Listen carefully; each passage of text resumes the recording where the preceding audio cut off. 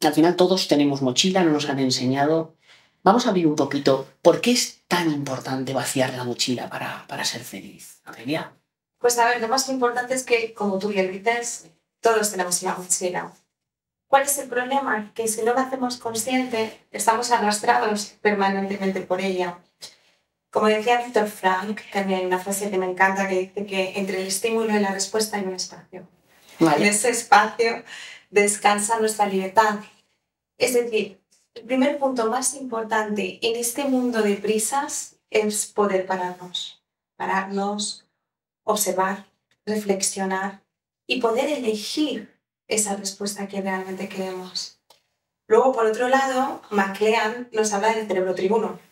Nos dice que tenemos como una metáfora de tres cerebros, ¿no? El cerebro reptil, que es el que compartimos con reptiles, es decir, la alimentación, la reproducción, el nivel de arousal o el nivel de activación, el sueño. Luego tendríamos el cerebro emocional y luego tendríamos el cerebro córtex, el prefrontal en concreto es, digamos, el capitán, el que gobierna, ¿no? ¿Vale?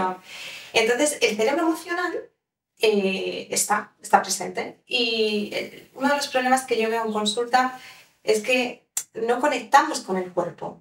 Las emociones, la base son las sensaciones corporales. ¿Qué ocurre si no las observamos? Pues todo lo que resiste persiste. Entonces es muy importante crear espacios para las emociones porque son pasajeras si las miramos, ¿no? Y todas tienen información súper importante. Por ejemplo, yo pregunto siempre en los cursos, ¿hay emociones buenas y malas? Y la gente me dice, uy, todas son malas, ¿no? Y salvo evidentemente la felicidad, ¿no? Y la alegría. Pero sin embargo, todas las emociones tienen una información súper valiosa. Yo a veces en consulta les enseño a los pacientes a enfadarse, porque le da la energía necesaria para poder poner límites, para protegernos, ¿no? Niños que, por ejemplo, tienen bullying necesitan poder utilizar esa energía para poner límites, ¿no? También lo vemos en víctimas que no tienen esa fuerza, ¿no? Y trabajamos en ello, en esa fuerza del enfado, ¿no?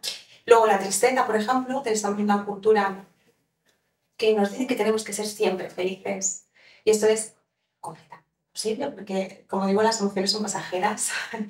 Entonces, por ejemplo, queremos siempre estar alegres y vemos que la tristeza es súper necesaria para poder reorganizar nuestra vida, ¿no?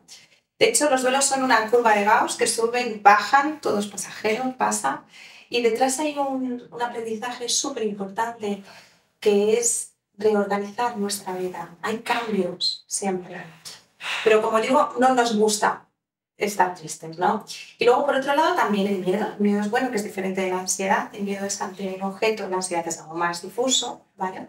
Que tampoco es mala la ansiedad en un grado adecuado, ¿no?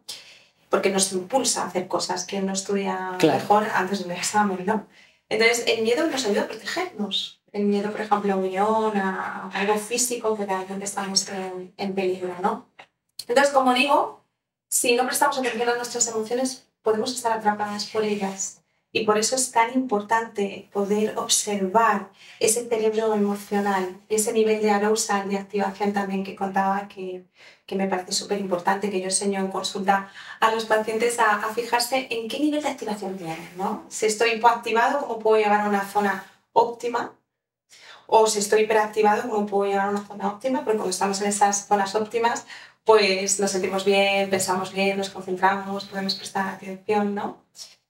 Y yo creo que estos son los puntos más importantes. Y desde aquí, por ejemplo, en el tema de las mochilas, como digo, importante pararnos, observar, tener acompañamiento terapéutico. Ahora ya no es tan raro ir al psicólogo. De hecho, yo en mi consulta a veces coincide el médico con sus propios pacientes y se normaliza y es algo bueno, ¿no? Y no está tan estigmatizado y sabemos la importancia de la salud mental, ¿no? Entonces, yo desde aquí también invito a la meditación, porque la meditación es realmente cambia nuestro cerebro. Sí. Se ha observado, fíjate, que en tan solo 5 días empiezan a haber pequeños cambios y a los 2 meses la práctica diaria de meditación produce cambios muy importantes en el cerebro. Uno de ellos es la amígdala, que es una estructura que está en forma de almendra, ¿no? Lo que hacemos es que disminuya su activación. Está aumentada Por ejemplo, cuando hay trauma, cuando hay estrés, hay un aumento de tamaño, un aumento de la actividad, pues la meditación lo que hace es reducir esto, ¿vale? Y luego, por otro lado, aumenta lo que decía del prefrontal, que es el encargado del control más cognitivo, ¿no? Y digamos que la inteligencia emocional es esa integración entre realmente ese cerebro emocional y ese cerebro lógico, integrar, ¿no? Que es una de las cosas que queremos conseguir, por supuesto, en consulta. Entonces, animo, porque se ha demostrado que meditar es clave, súper necesario para mejorar nuestra inteligencia emocional. Realmente es un ejercicio de autoconciencia y simplemente el observar nuestras sensaciones corporales, cómo entra y sale el aire durante unos minutos diarios, 10-15 minutos, cambia, como digo, cambia el cerebro. Y esto es realmente lo más interesante de todo, ¿no?